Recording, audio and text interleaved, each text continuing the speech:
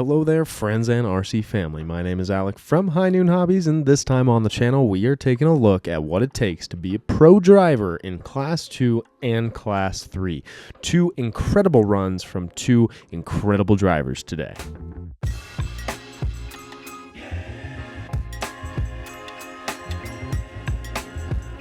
If you're new to the channel, I very much appreciate you checking it out. I hope you will stick around, watch at least this video, see if this content seems worth your while, and consider subscribing so that then I can say to you, if you aren't new here, welcome back to yet another Friday upload. This time we are back out at the beautiful St. George Regional Airport. You can see off there in the distance with Scumbag RC and West Desert Wheeler hosting the second Southern qualifier for the North vs. South RC Crawling Championship. North versus South Utah RC Crawling Championship. Pretty good turnout for this one, and today we are actually going to be taking a look at two different runs, but one in Class 3 first, and then one from Class 2, and we will be taking a look at two, essentially, one definitely pro and one essentially pro driver, and seeing what it takes to end up in the kind of upper echelon of RC crawling. But before we get into it, I do want to remind you guys that all of the merch is live on the High Noon Hobby merch shop. You can check that out, highnoonhobby.com/shop, and you can see all of the cool designs for the 2023 season. So I appreciate everyone's support, everyone who has purchased High Noon Hobby merch. You are helping keep this channel going. I just acquired a new vehicle, and it is a little bit more expensive in gas, so I do really appreciate any help that I can get in terms of getting out to these events so that I can bring you more coverage. The first driver that we are taking a look at here is obviously in Class 3. We see the rear wheel steer working away already. This is actually the same course that we saw Cameron hit from up north in the video last week. So if you're interested in checking out that video, I definitely recommend that you do. Cameron did an excellent job on this course and really showed us how to hit it. But now we're going to take a look at a pro driver hitting this course. This is Wyatt from Axial. This is actually the guy who designed the SCX10 Pro and tested it throughout last season, and he is now running his SCX10 Pro with rear wheel steer. So I believe these are some Vanquish axles that he's running underneath the 10 Pro. Still running essentially everything else is the Axial 10 Pro kit, but he is running those Vanquish axles so he can get A, the resilience of metal axles, and B, rear wheel steer as well as front wheel steer. Making quick work of this course, guys. We are 1 minute and 20 seconds in, and we are just now getting past the halfway point. That is absolutely bonkers. Wyatt is crushing this course. He's making very, very efficient maneuvers through the gates, and also when he is not near the gates. You can see as soon as he gets through gates, he is laying on the throttle, but in a controlled manner to keep his truck nice and composed through all of the kind of nasty stuff in between gates, and he is just absolutely crushing it. We're going to take a pause time here so that we can fix the final gate for this course, but now we're back into it, and we can see that we are under 2 minutes, and we are already past gate 6. We've hit one of the bonuses, squaring up with a 0 score because Wyatt did unfortunately hit gate 2. He was grumbling about hitting gate 2 the entire course. I knew that he wanted a perfect run right out of the gate, and unfortunately he did not get it, but this is just about as close to a perfect run as you can get without having one. He really managed to make this course look like a piece of cake. You can see that 10 Pro kit absolutely doing work, and here he actually confuses himself, and he has so much spare time that it doesn't even matter that he just basically did gate 7 twice. Because why not? You know, because he could. He's at a -10 because he hit that second bonus, which was a pretty nasty kind of V-notch style bonus, but with a very nasty offset off to the passenger side. You guys saw him work his way through there, made it look like a piece of cake.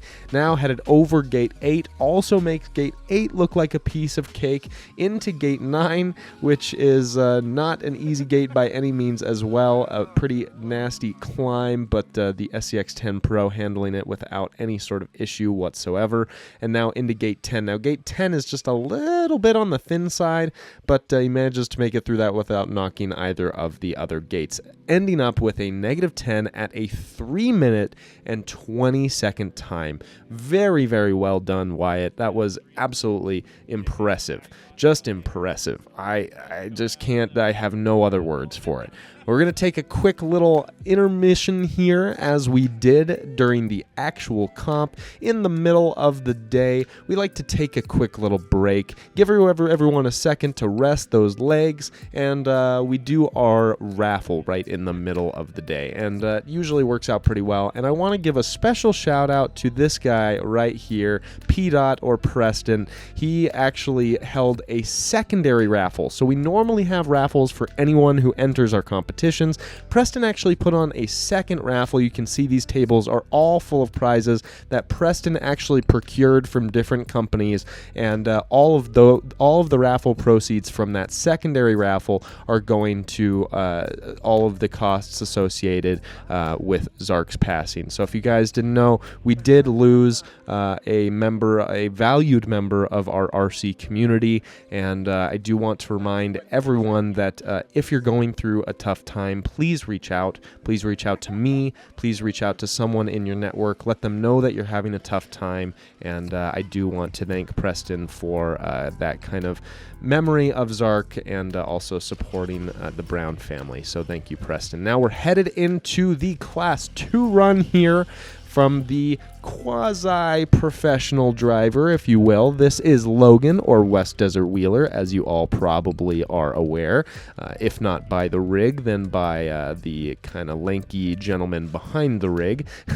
But Logan is an incredible driver, and most of the time you see him driving and absolutely smashing hard lines, he is doing it one-handed, and he's got a green tee in the other hand. It is quite impressive what this guy is able to do with just a few fingers.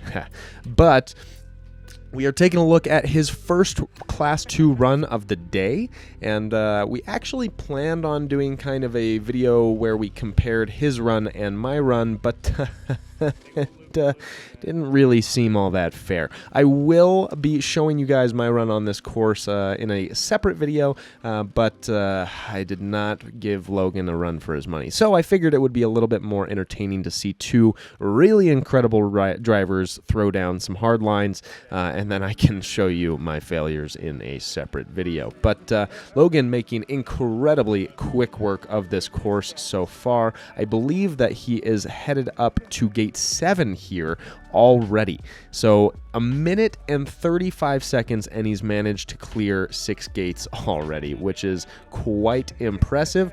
He's obviously always got a crowd watching as well, so a little bit of additional pressure on top. Now we're getting into the 2 sequential bonus lines here on this course, which actually were kind of the section that seemed to get most drivers and catch them out. Logan having a very, very controlled descent on that first bonus line there.